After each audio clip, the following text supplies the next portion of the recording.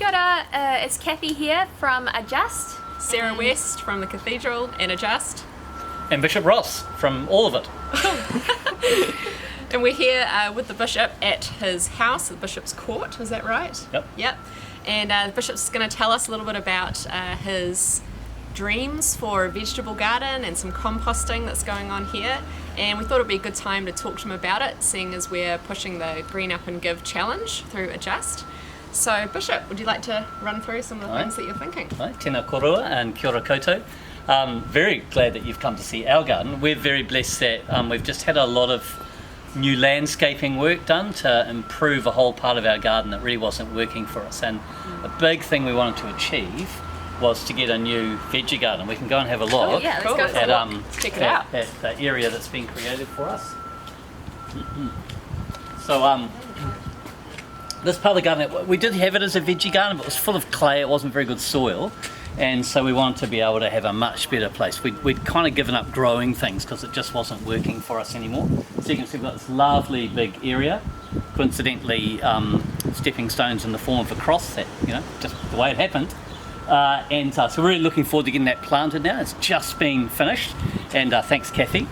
I have here some biochar that dear John Allen, our former sustainability field worker who died suddenly just recently, John gave me a whole lot of biochar at Synod this year, and so I'm getting ready to charge that so that we can till it into the garden before we plant our veggies. So I'm really excited about that.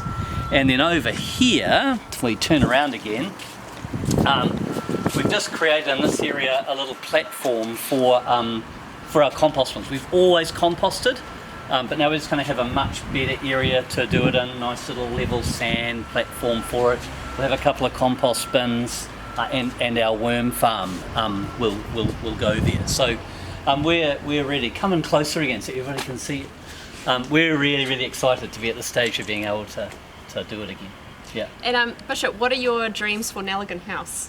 Yep. So across at Neligan House next door, we need to be talking about how we deal with like food scraps and stuff. So for us, the whole point of composting is that it's offering us some nutrients to put back into our garden, but we're also conscious that by reusing food scraps well, you know, rather than going to landfills, that we're reducing all of the emissions, methane and so on, that could just be coming from the earth from. So it'd be great to talk at Neligan House about how we might help achieve some of that as well, because 20 odd of us working there, trying to reduce some of our impact as a work community. Yeah. And when Bishop Ross was at the Cathedral, he was part of starting up and sustaining a vegetable garden that's still going at the Cathedral. It's quite extensive.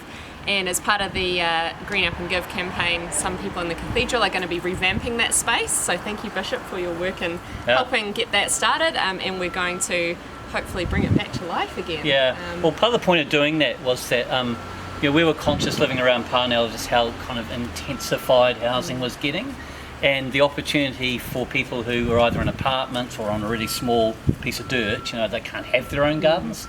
So I reckon it's really important, especially in a place like Auckland these days, that there are community spaces where people can come, get the pleasure of growing their own food, reduce the food miles by food just appearing in your own garden rather than having to have it trucked in and stuff. All of that, of the benefit of that. So it's wonderful. Cool. So Bishop, what would you say to any churches who are wanting or thinking about opting into the Adjust Green Up and Give challenge? Well, I realise it can be tough in church halls to do the composting thing because who's going to be responsible for it, but you should think about whether there's an opportunity to compost. But certainly most of our churches would have spaces that they could set aside, even a little space, to start creating a community garden. It takes a bit of effort, takes a little bit of sort of oversight and management, but it's really worth it. It's a wonderful way of connecting with your community, hospitality for the community. Yeah, great. And I know a few churches already have some community pātaka or community pantries. Cathy, have you encountered any churches doing that? So later on this week we'll be chatting with a parish in Torbay who have set up a community pātaka kai. So stay tuned for that. Yeah, awesome. Thank you, Bishop, for Welcome. showing us around. Yeah. Kia kaha, everyone.